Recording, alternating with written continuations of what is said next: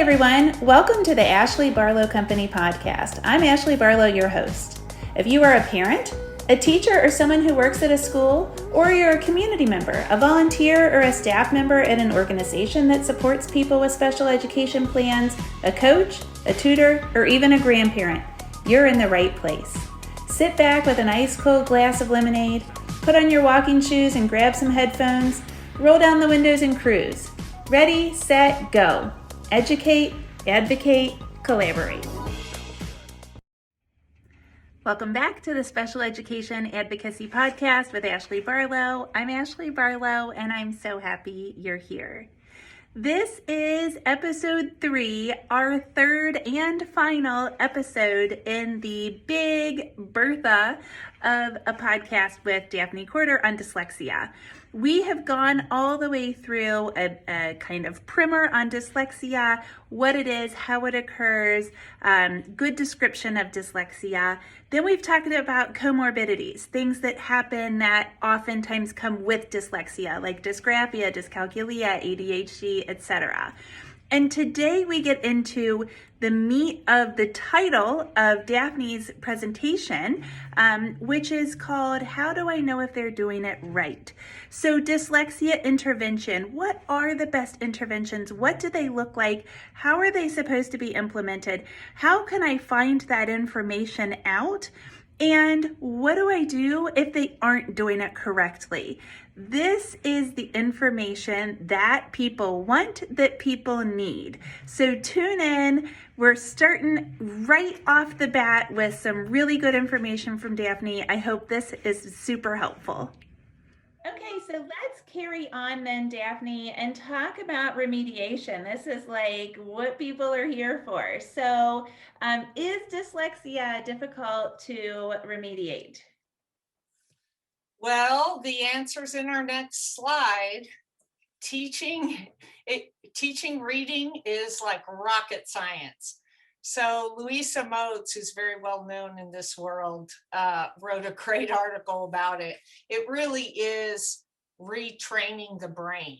Okay, you saw in the earlier slides that it's neurobiological in nature, and so we have to look at it in that the remediation of it in light of what we know about dyslexia. So it does need to be taught a certain way. It has to be multisensory.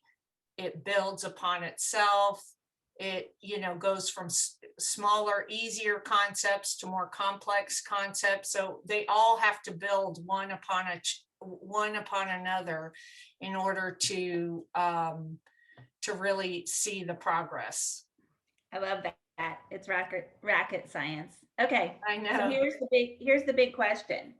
How do we teach children to read? How do kids learn how to read? And what do we do with that knowledge? So one of the things I love the best, and that's why I had you end the second part with that kind of car model that we can talk about again here, but we really talk about all the different components of reading and how they all fit together. So tell us how a child reads. So we used to think, though, it was a visual process, and that somehow, like I said, that was a lot of people thought it was something that would develop just like language develops naturally, but it is something that's not natural, and it's something that has to be taught. And there are different components that go into reading, and so in order to understand how you learn to read, you have to just know a little bit. And let's think about here some of those components.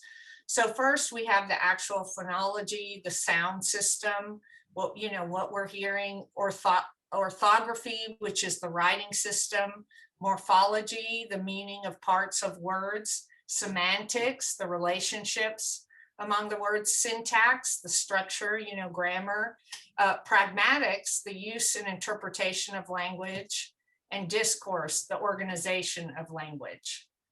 Pragmatics, a lot of times you'll hear that term for children, sometimes on the spectrum, they'll say they have a pragmatic language disorder. So it's sort of the social language and being able to understand underlying meanings of what people are trying to say.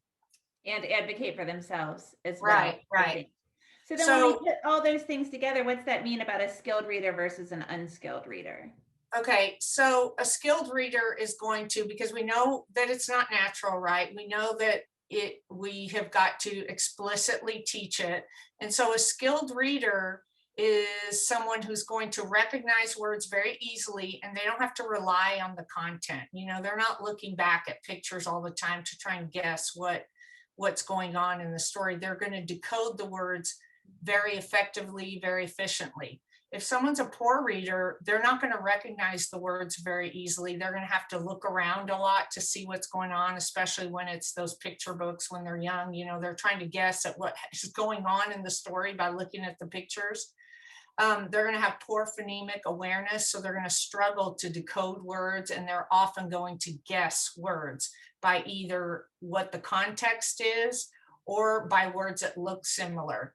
That's one way you can see maybe somebody who's very cognitively a very smart kid, and really they've just been memorizing the words. So you find that they will replace words. You'll know they're guessing because they're kind of replacing words that look similar, or maybe just by hearing what's going on with the story so far, they kind of guess those words. And that's how those are little hints that hey, maybe they're not able to do this the right way. They're not really decoding the words. I was just about to say that. And I think also what you see with people with high IQs, people that are typically smart but have dyslexia also, is that they'll say words with either prefixes or suffixes that mean the same thing, but they aren't correct for that particular word. And so they come up with these hilarious other words. We have a friend that has dyslexia, and she comes up with the best words that are like, well, yes, it means the same thing, but it's not the right word. And so we tease. We use her name. Like if it was my name, we would say it's an Ashleyism. How fun. Okay, so what's the Scarborough reading rope? I love this. Well, so this is something that when you probably go to every single conference on dyslexia, they're going to show you this picture, and it breaks down all the components that go into being a skilled reader. One half is actual language comprehension. So it's going to have background knowledge, your vocabulary knowledge, language structures, verbal reasoning, literacy.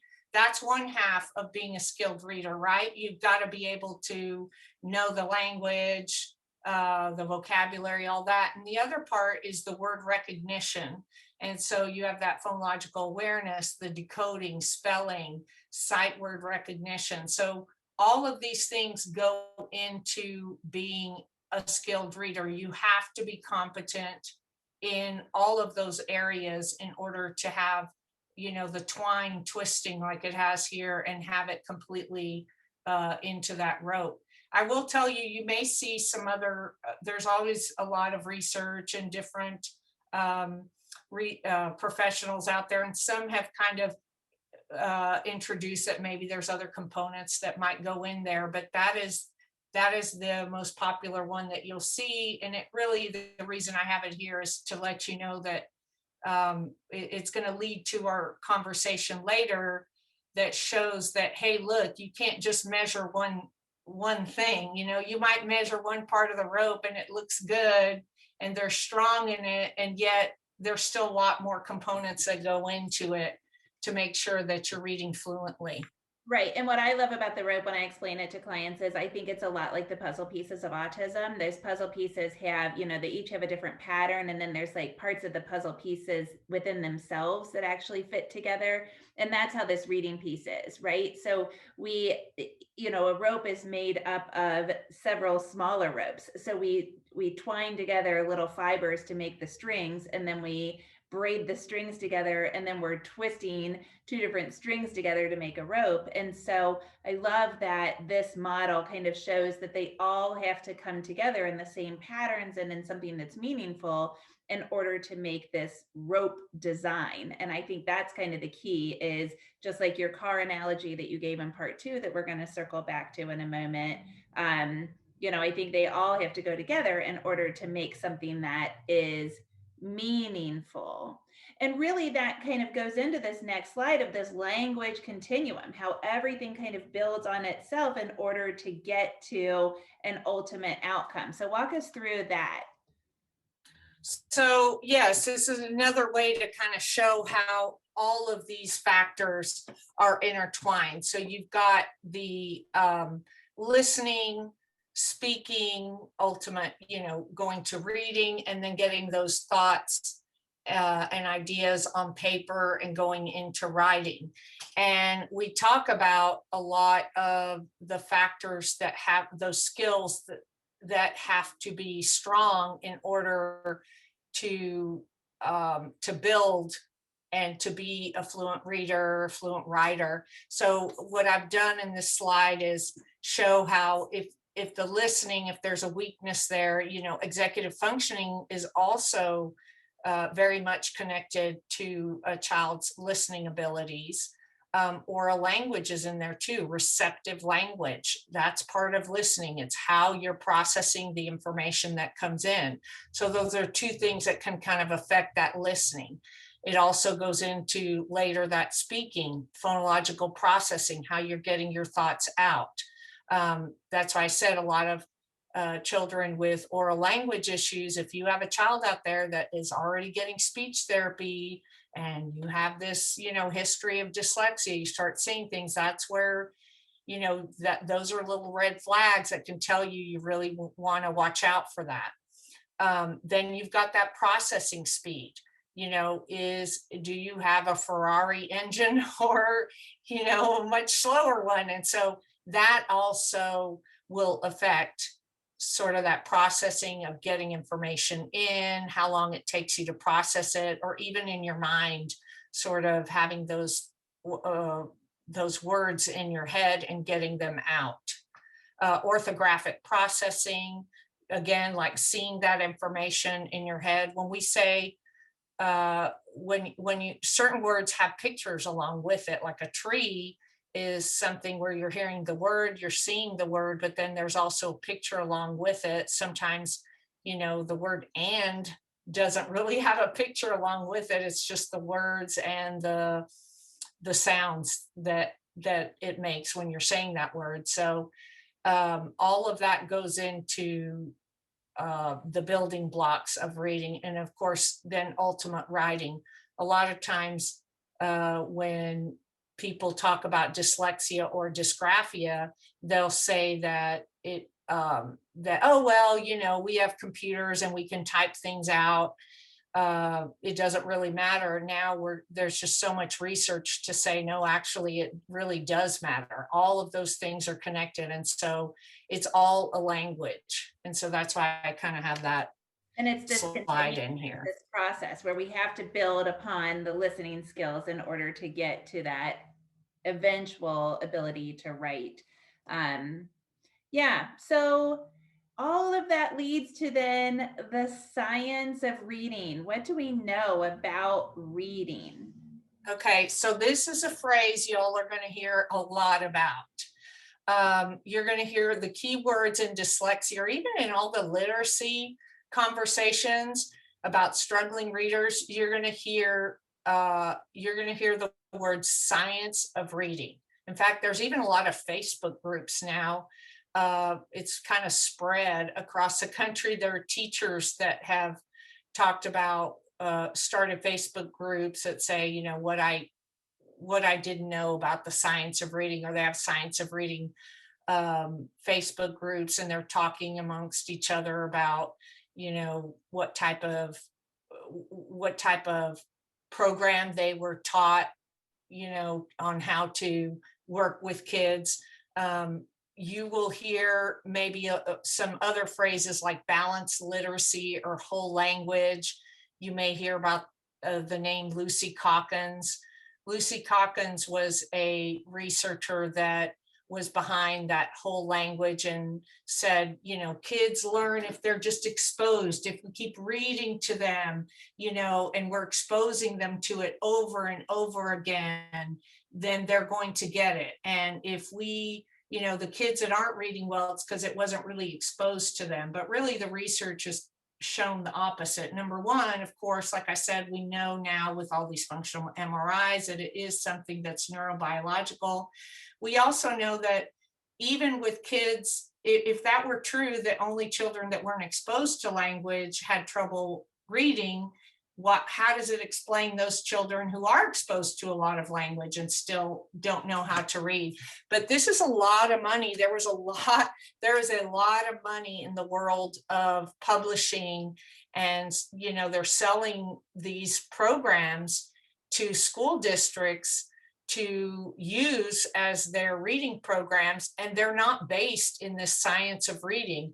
There's very few universities of higher education that are teaching the science of reading, and there's still a lot of discussions and fights about it even today with researchers in different states. May have some Department of Ed groups that they are so strong on balanced literacy and their whole language, and it makes it very difficult. So science of reading, what's the question? What do we want? If that's what we don't want, then what do we want?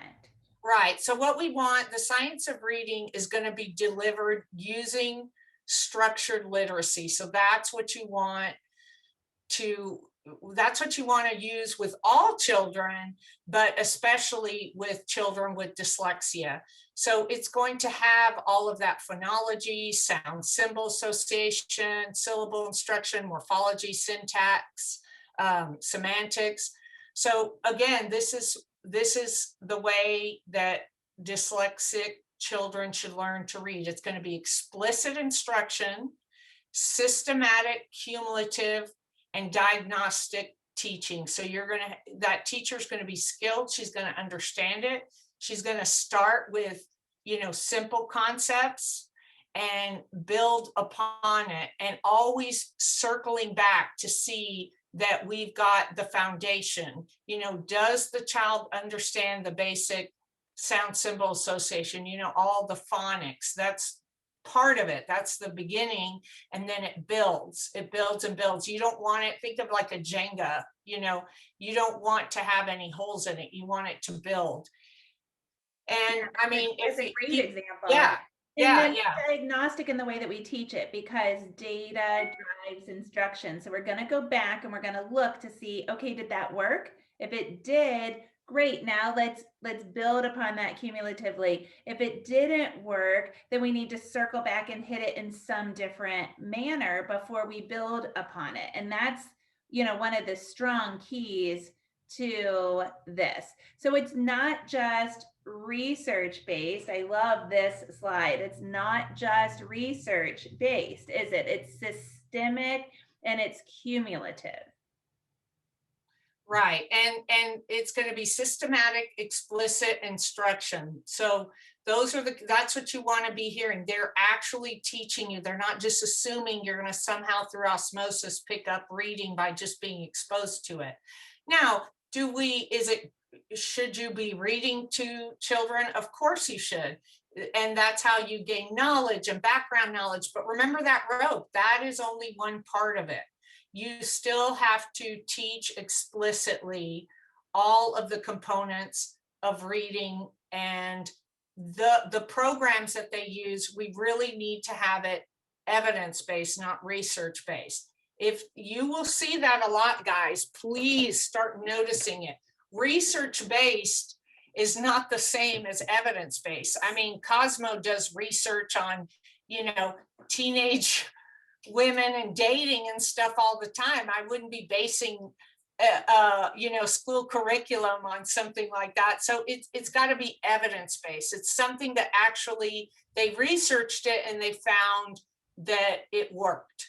So it's also something, we're not going to go into all the law, but in IDEA law, it does say that you have the right to get evidence-based instruction. So the other thing is it's got to be trained, and this is a secret sauce of dyslexia intervention. It's all about the training of the teacher. It's all about the training of the teacher. I have to tell you that again. we do not have in higher education this science of reading. Okay, so most teachers have not been trained in the science of reading, and therefore they have to have some type of training outside of higher ed. And that is going to happen through a lot of different programs. International Dyslexia Association has some accredited programs. They have MSLEC. There's all these places where you can get certified to have this special training. Here in Texas, we have a lot of what we call certified academic language therapists. Certainly they have that all across the country, but you don't hear that name as much. But you'll have speech therapists a lot of times that are the dyslexia specialists. You may hear something like Wilson practitioner, or you will hear OG, Orton Gillingham practitioner. So that is something that you're going to have to look into, is what is the training of the person that's doing this evidence-based program with your child. And it's okay to ask. It's okay to say, yes. oh, what is so-and-so's training? Or do we have someone at this school that is certified to provide OG instruction or some kind of evidence-based instruction? That's an okay question. In fact, it's a question that you should be asking. And if the answer is, oh, well, our special education director is trained in OG and she did a half-day seminar for all of our special ed teachers, that's not certification. That's training by a teacher who was trained. And so there's a big difference there, right? And then when you get into the program that has been researched to the point of evidence proving that it works, we have to then implement the program with fidelity, because we've got research and evidence that says it works, but we can't do it like not according to the way it's supposed to be done, because otherwise it's not done with fidelity and it's not going to work. That seems so easy. Yes, it does seem easy. And but of course that's where the problem is. You have to do the program as it's prescribed. Okay, what are the common problems with dyslexia intervention in schools, given what we just went over, that it has to be an evidence-based program, it needs to be done by somebody who's properly trained, and of course, it has to be done with fidelity. So that's going to get me into one of the biggest problems with dyslexia intervention in schools. What is it? It is that they're not doing the program as prescribed. They will either shorten the days, they may shorten the time. They don't use the dyslexia teachers appropriately. Maybe there's a principal that, maybe doesn't understand the way that that program needs to be done explicitly. It's going to take 2 to 3 years, 4 to 5 times a week. And that, you can't cut that time and think that it's going to have the same outcome. And so what may happen in some schools is, maybe they'll have a teacher out or something and they'll say, oh, let's grab the dyslexia teacher. I mean, there's only like 4 kids in that class. They can miss one day here. Or they don't schedule the time properly, maybe the way that their hours are done in school. They say, oh, we do block schedule, we do this, so we're only going to see this child twice a week because we do block schedules or something. No, I mean, it has to be done the way that it is supposed to be done. And when I say shortened days and shortened time, sometimes it may have nothing to do with the teacher shortening the days. It may be your child was diagnosed later and they drop them into that class later. And so they've kind of inadvertently shortened the days for that child.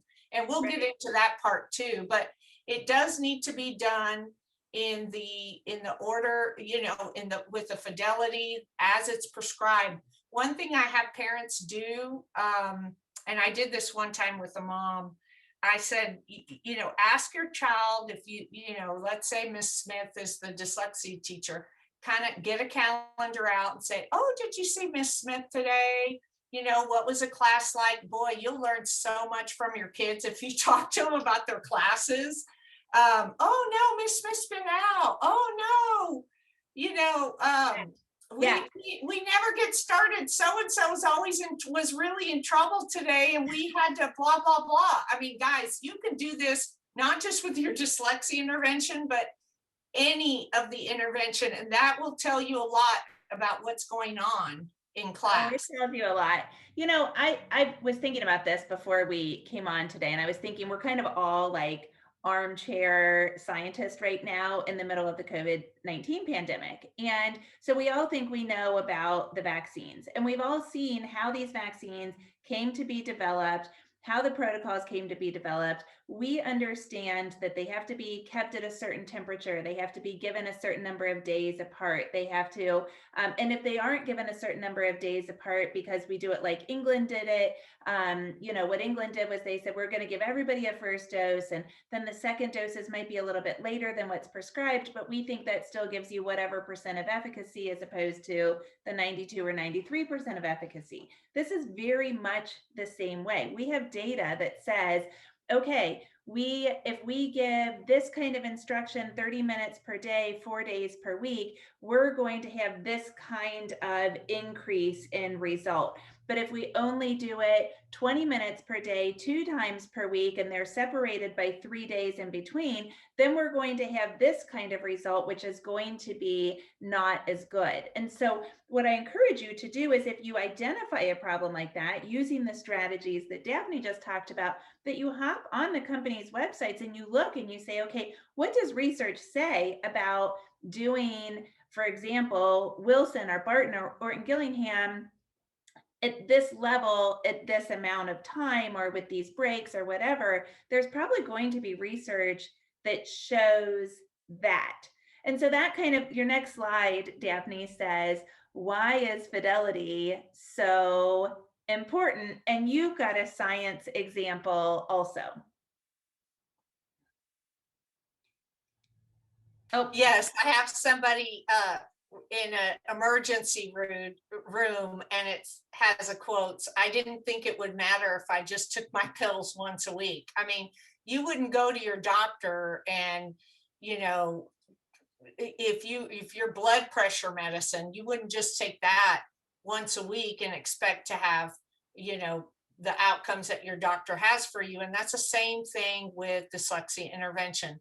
I promise you, everyone, if we thought you could do dyslexia intervention once a week, twice a week, and have progress, we would all be doing that, okay? Until we find something else, it just doesn't work. There's no research out there. So if you get nothing else out of these conversations, if it's not being done 4 to 5 times a week, 45 minutes to an hour, it's not going to work. I promise. Please send me, if you know that there's a program out there that does it for less than that time, I promise you, send it to me, because there just isn't anything out there. So that alone will tell you whether or not it's being done properly at your school.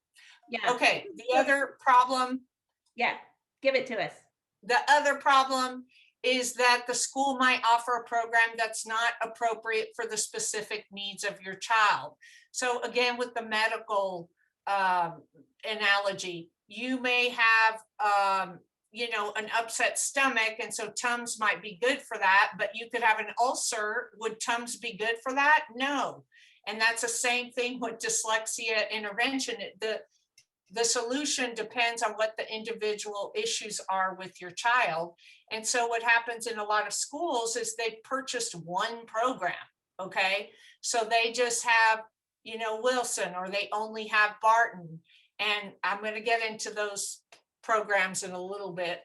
Don't just think that because they say the name of a program, just know that all those programs have different programs within them. So sometimes if you just say Wilson or whatever, it doesn't really mean that it's the actual Wilson program. But anyways, so the school is going to offer a program that may not even work for your child. It might be what the district offers.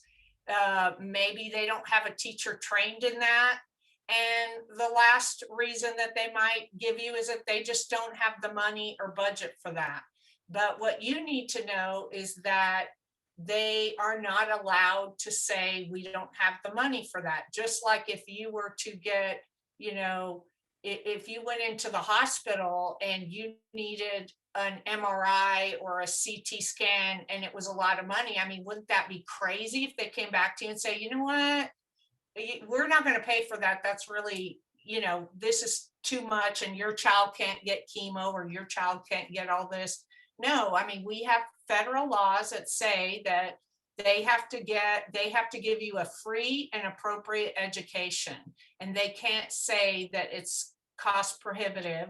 And we even have cases, I cite one here with one of Ashley and ours favorite guys, Pete Wright, Florence County versus Carter. So it was even a Supreme Court case where the school, didn't have an appropriate dyslexia program, and the parents got reimbursement for a private school because, they were just giving their one size fits all program. Yeah, So, and that is something that we see time and time and time again. And sometimes it might take you going out and figuring out what the appropriate program is yourself, and then coming in and saying, okay, this is what I'd like, and here's the cost, and can you do it? But yeah, I mean, that's yeah, a sad reality that happens very often. right. And Okay. you can't, I will tell you one thing to that. You were saying you could go to them and tell them the program. A school doesn't have to do the program that you want for your child, but they do have to provide again, remember, an evidence-based program that is specific for your child. So sometimes I've talked to schools and they'll say, I'll say, hey, we need like an OG program or whatever. Well, we don't have to do that program. We can pick the methodology. And I say, well, okay, that's fine. But guess what? All the research, you do have to give an evidence-based program. And all the evidence-based programs that work with dyslexia are going to be a lot of those OG programs.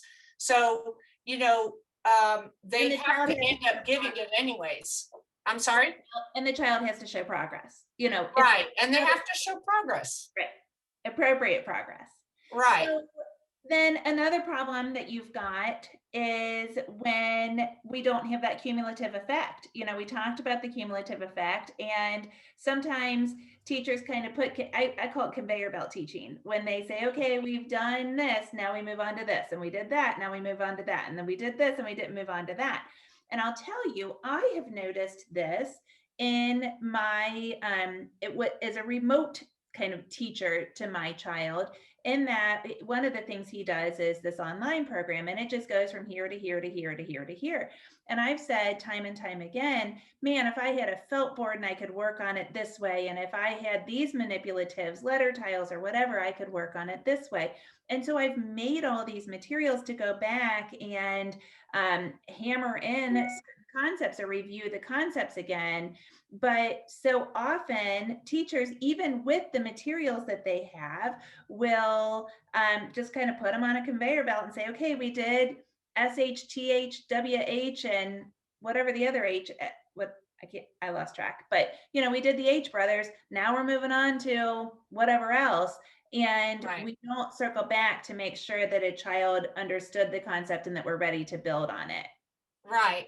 Right. So, and this is really important when you're teaching reading and when you're doing dyslexia intervention. You have to make sure that if a child didn't understand a concept, you have to circle back. Some programs will have mastery checks that tell you, hey, look, if your child didn't at least get this amount of questions right, or they didn't get these skills, you need to go back to lesson one. And some will also say, well, as long as you circle back, maybe they didn't get it, but you should sometime kind of go back. Some don't even let you go forward. Others will let you go forward and tell you to kind of circle back. But the idea is that you're going to get it at a pace so that they build that foundation. There's got to be that progression of the lessons that are built on the child's mastery of it and not on the school calendar. Like, oh, we got to hurry up and get through this book because, we're supposed to do the first year of this program. And, we're going to go through all the concepts. And so that is a big problem. The other thing is that, like I had mentioned earlier, that they are putting a child, maybe let's say they're on a concept 10 and they have that child, the child started in the middle of the year and they've already done everything. And so they just think that that child's going to somehow catch up, and they have these gaps. And I will tell you, it's real interesting. Sometimes you can tell when you do an assessment of someone who is middle or high school, you can tell when they've had a little bit of intervention, because some of those scores will come out pretty good. And so, they had maybe a good phonics program or whatever. So they picked up some skills, but they don't know it all. And it's just really important to build on that and to keep going. Sometimes they'll have these OG programs in elementary school, and then the child, if they got identified in 5th grade, maybe they don't continue it for the middle school. They say, oh, well, we don't have somebody in the middle school there. No, they have to finish the program. Okay. You're not just going to stop. There's other concepts in there. Right. Yeah. If a child's already having trouble learning and then we get them in a system and they're used to that systematic learning, then why change the system? That makes no sense at all. And I just love what you say, what you need to know. The program has to be delivered the way the program was designed to be delivered. And so to a certain extent, once we choose a program, so long as the program is working, we have to rely on that program to say, okay, how do we know if we've reached mastery to the point that we can move on while continuing to circle back? So instead of that conveyor belt, we're going to do a squiggly line where we keep circling back. We teach and we circle back. We teach and we circle back, and we continue that progression and moving along in that cumulative way. So that kind of goes on to your next problem that you've considered, and that is, what if the child is making no progress? Right. So sometimes it is an evidence-based program. They are doing it as prescribed. All those things that we said are important are there, but your child still doesn't make progress. And so in those situations, you have to go back to our earlier conversation. What are the comorbid conditions? Maybe there was more of an oral language issue that didn't get fully addressed. I will tell you, if you have oral language, again, I'll say it again and again and again, it makes the dyslexia intervention very difficult. Try and get as much of that speech therapy as possible, as early as possible. So sometimes you might have other reasons that you'll have to go into, maybe ADHD, maybe it's not addressed. Maybe your child, you might consider medication. There's a woman in Dallas that does evaluations at this really great school, Shelton School in Dallas. And she laughs all the time. She says, if there are any parents out there that don't want to give ADHD medication to their kids, tell them to call me, because I was that mom that wouldn't give it. And she goes, I did the red dyes, I did the vitamins, I did everything for years. And she goes, and now she says, I cannot believe I waited so long. So again, just make sure and look at all those factors, maybe the anxiety and depression, all those things. Make sure that you look at that.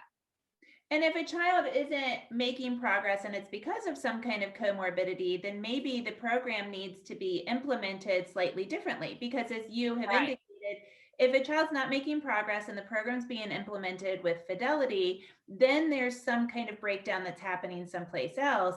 And so we can still implement the program with fidelity, but do it that's in a way that's more tailored to the child. And I love that you say on this slide, that might mean that you might need more one-on-one instruction, that the small group instruction isn't working because for you to make sense of it, you have to learn it in a different way.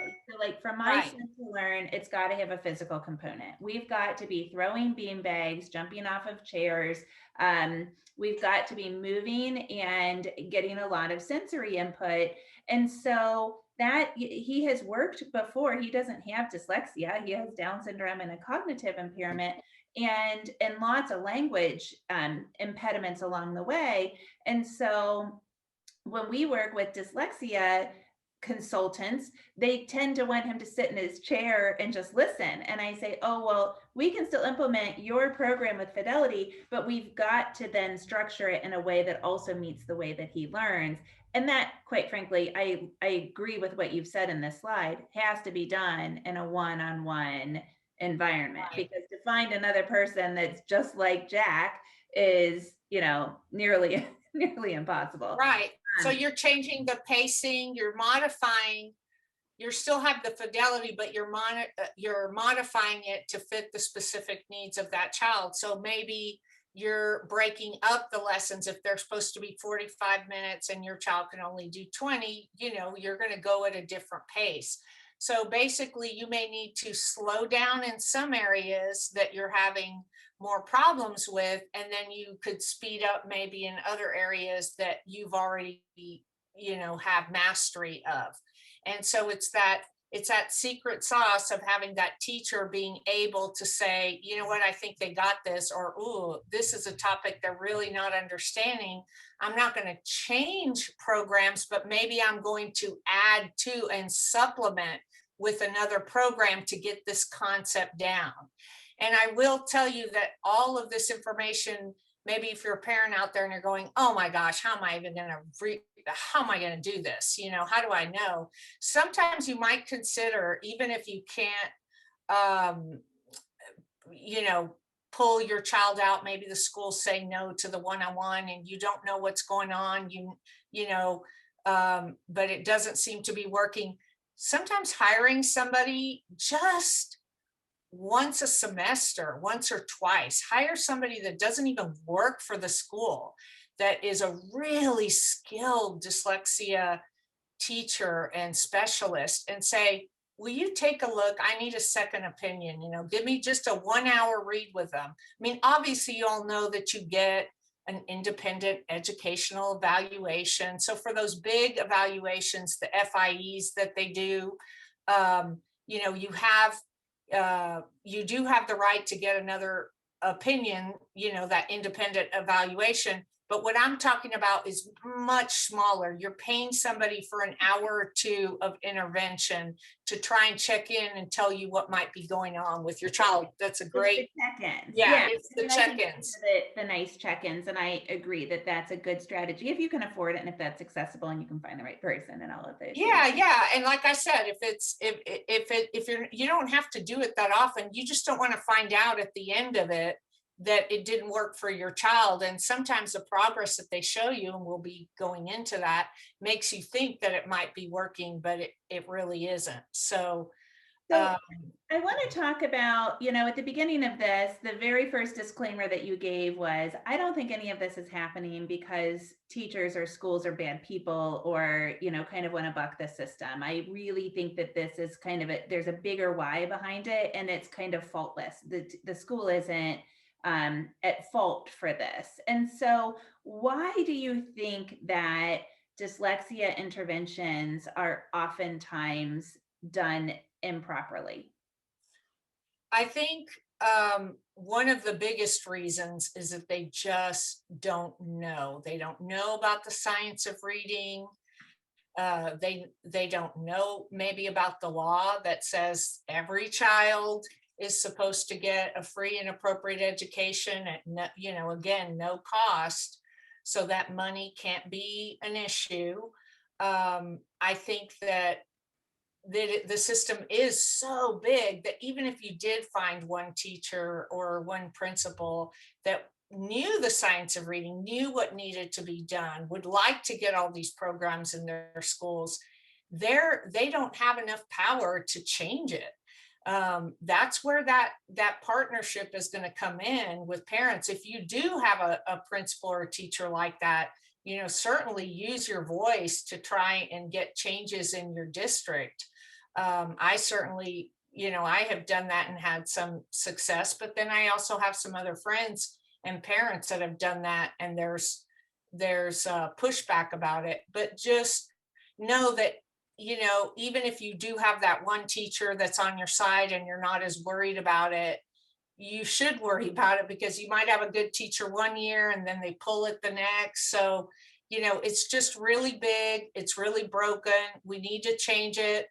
But yet when we're in that meeting about your child, none of this matters. You have to advocate for your child. We don't have 5 or 10 years to wait for the system to end. And that's, of course, why we have these podcasts. That's why we're trying to help you out. We've got to, simultaneously, just with even though we're doing that advocacy, making sure that we're advocating, we're going into those meetings, we have our parent hat on, and they don't get to say they don't have money or whatever it is that they might say. I agree entirely. I'm going to not skip over, but let's move quickly through progress monitoring. I think it's really smart to touch on the idea that as we're monitoring progress, specifically for children with dyslexia, that we need to break goals and benchmarks down so that we're really monitoring all those different components of reading. We're monitoring the fluency, the phonological awareness, the comprehension, reading accuracy, spelling, all of those things we're monitoring very specifically. And that means that we need to write goals or benchmarks for those. And we're going to kind of go through that abbreviated pieces of the CAR here in this discussion too, Daphne, but talk about all of the different things with like leveled literacy and DRAs and SRAs and all of those things, like so confusing. And does any of that actually mean anything, or should we just be looking at progress monitoring? It's kind of a loaded question. Well, the reason I put some of these on there is because you may have seen them. When you go into the meetings, they're going to show you graphs and you're just going to be glazed over. Ironically, most of them just all say they're doing better. They are all going up a lot of times. And so what I wanted you to know about these tools is that you have to see what they're actually measuring. And that's why I gave the analogy of the car. Imagine the iStation or the DRA or the SRA or any of these levels. It's just like that car. If you had that flat tire and you got an air pressure gauge, does an air pressure gauge really measure and will tell you whether or not now there's air and your tire's fine? Well, yes, it does. So is it a good tool? Yes, it's a good tool, but it's a good tool for the tire. And that's the same thing about some of these programs and progress monitoring tools that the schools use. They may be measuring one aspect. Okay, remember all those things that we talked about and all the components that go into it.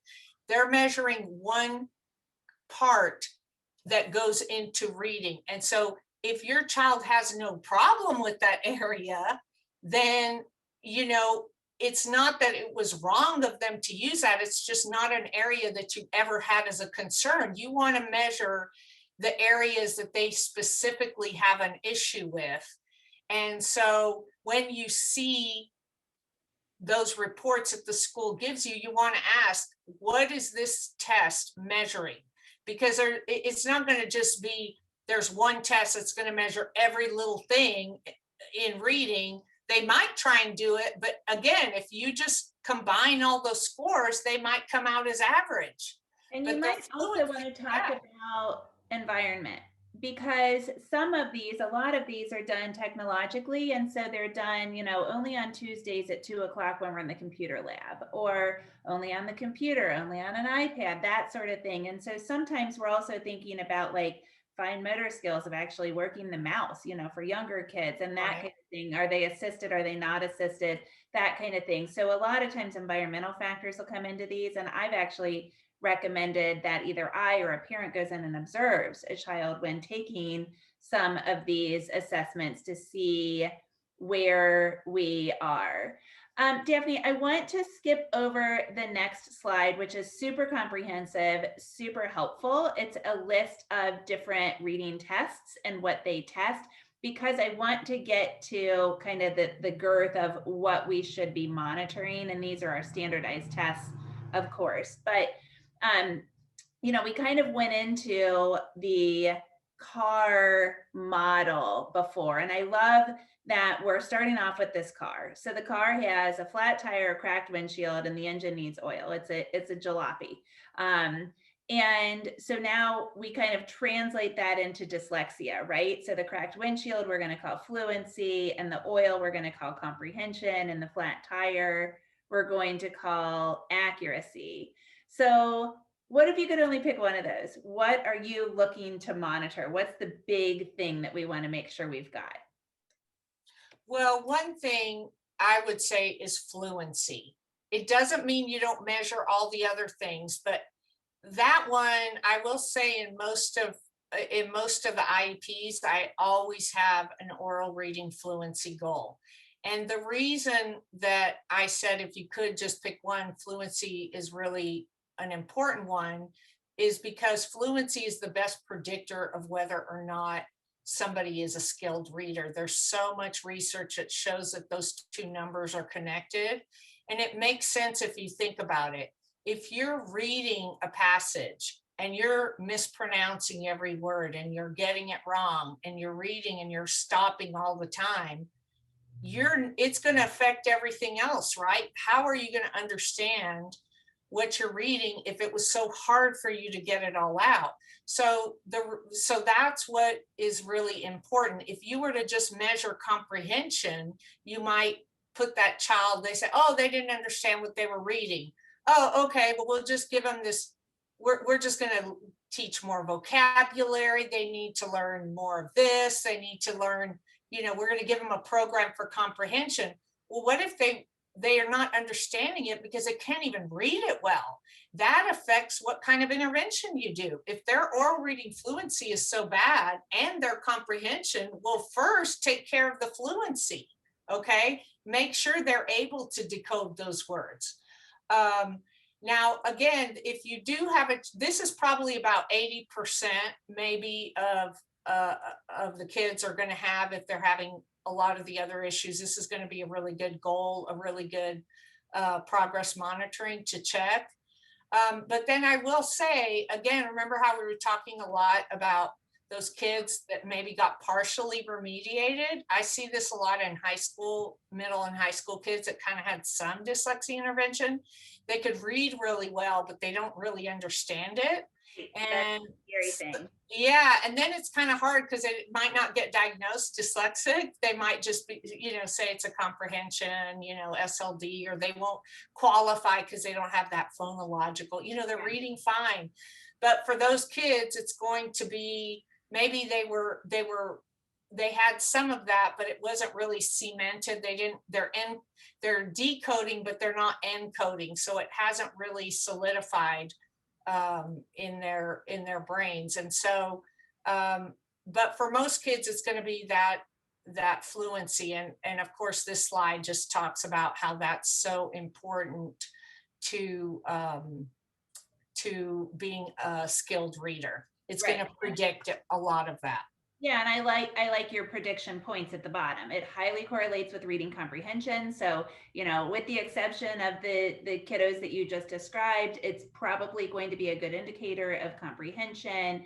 It predicts later reading achievement. So if we're a fluent reader earlier, then we're probably going to continue to achieve well in later years. And it's causally contributed. It causally contributes to improved comprehension as well. And so as our fluency increases, our comprehension should increase too. It's not that we're just teaching to fluency, but if you're just testing one, I like that your recommendation is to test fluency. So do you like the dibbles for fluency or not? Tell me about dibbles. So dibbles is just one of the progress monitoring tools that they've come up with, and it was Jan Hasbrook as part of it. In fact, there's a great website, reading, oh my gosh, my mind just went blank. I'll think of it here in a second.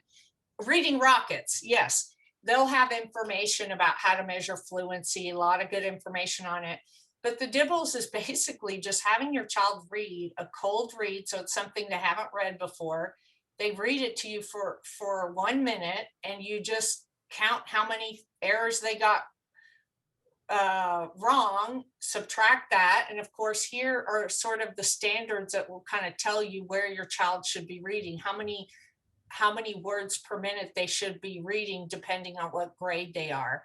And so look at the science of it. Yeah, just download something. I mean, you can get free images on just a Google search, and you can certainly get something very inexpensive on Teachers Pay Teachers as well. And so it's good, kind of just one of those benchmarks, one criterion that you can look at to see where a child might be. And I always encourage, if you followed me long enough, you know that I'm encouraging parents to work at home, to progress monitor at home, to keep up with that information at home as well. Now, you've also got some additional norms, and I think this helps to conceptualize another criterion for parents. So tell us about this kind of words per minute chart. Right. Well, it's related. They use these minutes too. Make sure you have the updated version, the 2017.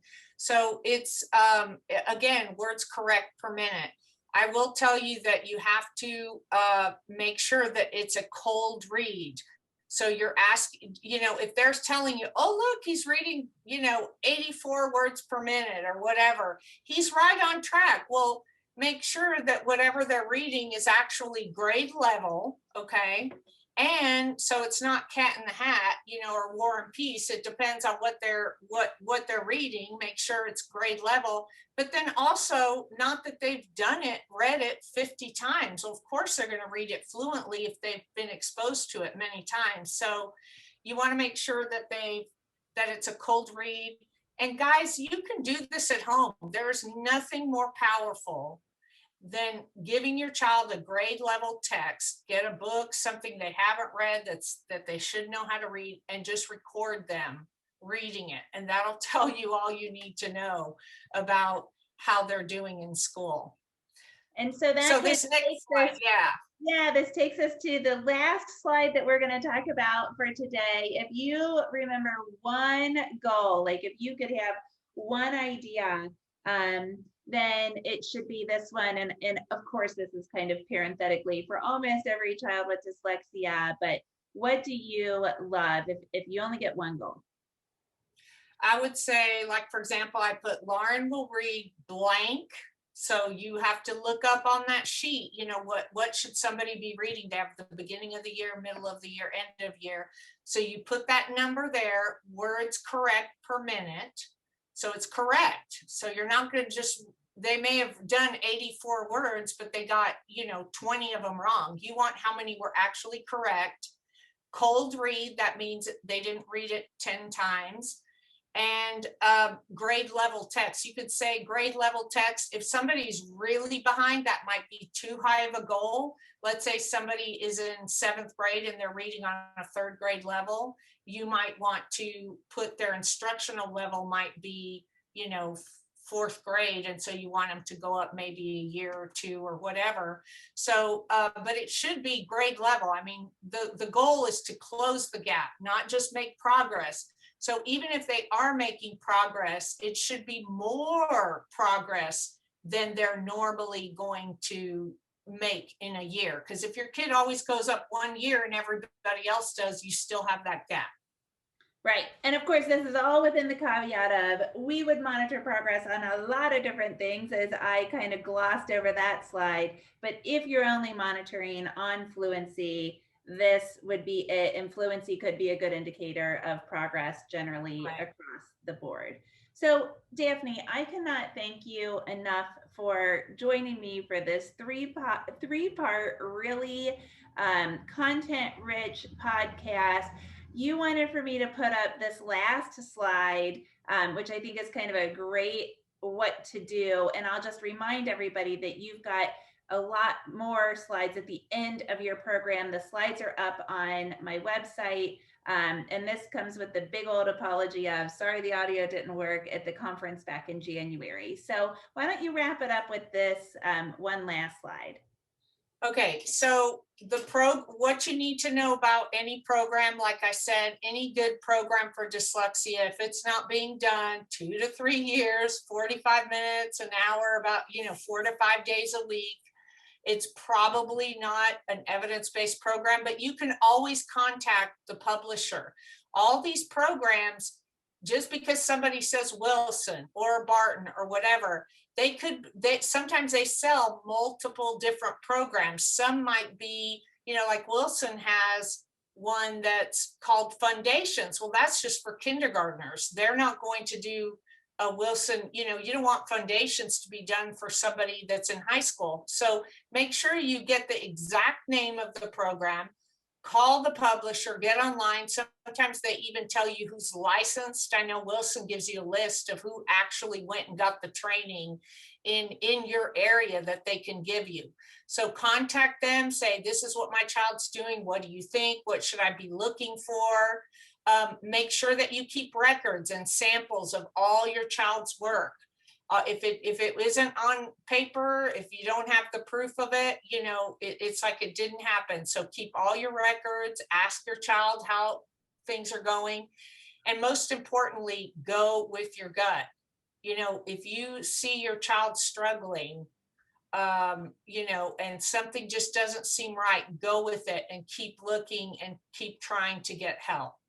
That's great advice. Progress monitoring and trust your gut. I love it. Daphne, thank you so much. This has really been an honor. Will you come back and Yes. Awesome. All right. Well, thank you. Bye. And there you have it. If you did not listen to parts 1 and 2, go back and check those out. Super duper helpful information. Daphne's slides are on my website. I also have this in YouTube if you want to watch the slides as we're talking about it.